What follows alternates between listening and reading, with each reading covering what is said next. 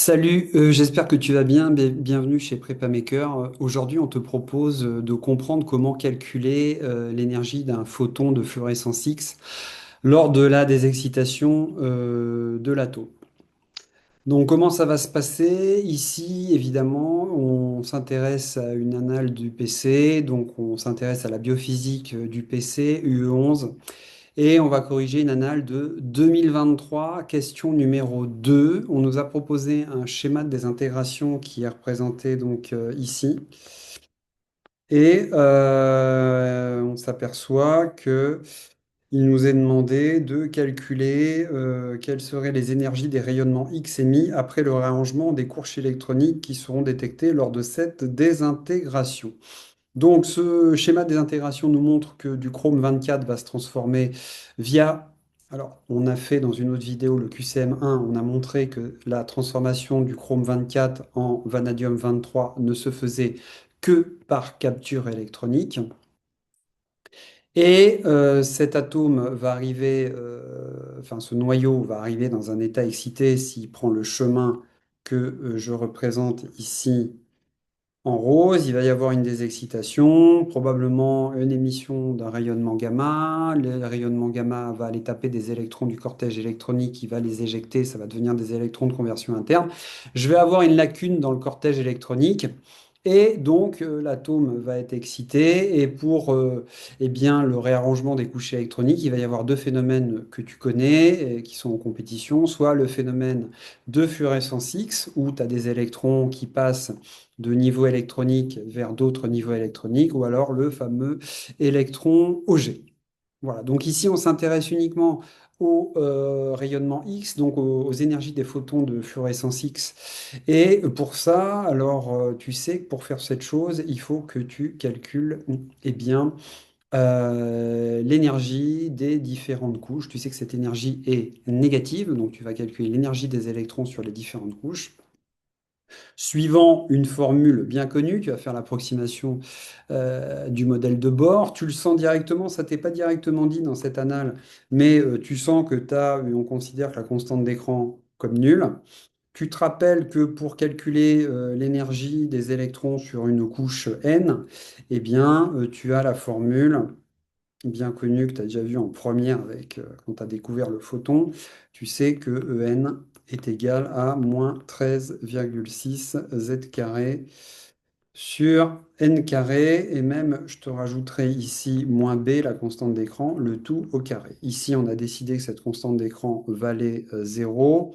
Donc, l'énergie des électrons sur une couche de nombre quantique n, ça va se calculer, moins 13,6 z carré sur n carré. Donc, ton premier job dans ce genre d'exercice qui est un peu fastidieux à UPC parce que tu sais pas trop quoi calculer, eh bien, tu vas commencer généralement par calculer l'énergie des couches, des quatre premières couches, K, L, M et N en général, voire les trois premières. Mais là, malheureusement, il faut que tu calcules les quatre premières. Donc, à partir de la formule qui est proposée ici, tu vas calculer l'énergie de la couche K, donc EK. Tu auras donc l'énergie des électrons sur cette couche K. Ça te fait donc moins 13,6. Alors le vanadium, attention, le vanadium, son Z, c'est égal à 23. OK? Donc fois 23 au carré, divisé par le nombre quantique de la couche K. Tu sais que c'est 1. Donc ça, c'est couche K. Nombre quantique principal, donc 1 au carré. Nombre quantique principal que tu as déjà vu au premier semestre en chimie principal, et tu vas diviser cette relation par 1000 pour avoir directement le résultat en keV. Euh, une fois que tu fais ce calcul, eh bien, tu trouves que ça te fait moins 7,2 keV. D'accord? Donc ça, c'est la couche K, énergie de la couche K. Ensuite, tu vas avoir l'énergie de la couche L. Donc EL, eh bien, tu la prends par cœur, mais c'est EK divisé par 4. Donc ça va te faire ici moins 1,8 keV. La couche M, tu la prends par cœur aussi. EM, ça va être égal à EK, mais cette fois divisé par 9, 3 au carré.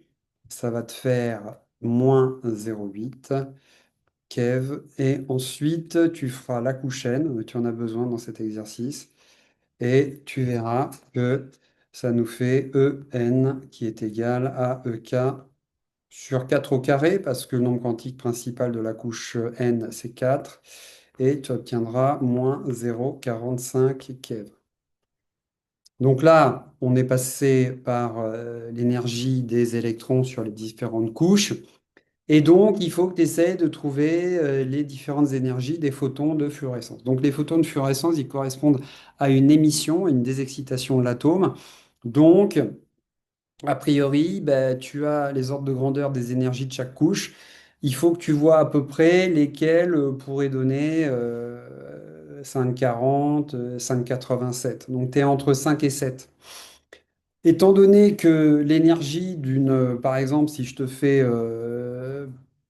comme premier exemple l'énergie d'un électron qui passerait donc de L vers K, donc l'énergie de L vers K, ça va être égal tout simplement à l'énergie d'un électron sur la couche L moins l'énergie d'un électron sur la couche K. Donc si ici tu fais le calcul, ça te fait moins 8, 1,8 moins 7,2. Et effectivement, avec ça, tu trouves directement que ça te fait 5,40 keV. Donc là, tu trouves que c'est la première proposition. Donc la proposition A, ça correspond à un photon qui part de la couche L et qui va, enfin, un électron qui part de la couche L et qui va vers la couche K. L'électron va vers un niveau électronique d'énergie plus faible. Du coup, par conservation d'énergie, il émet un photon.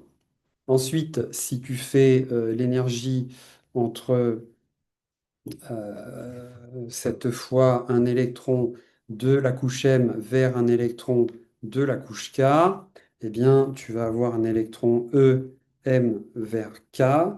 Ça va être directement E, M moins EK.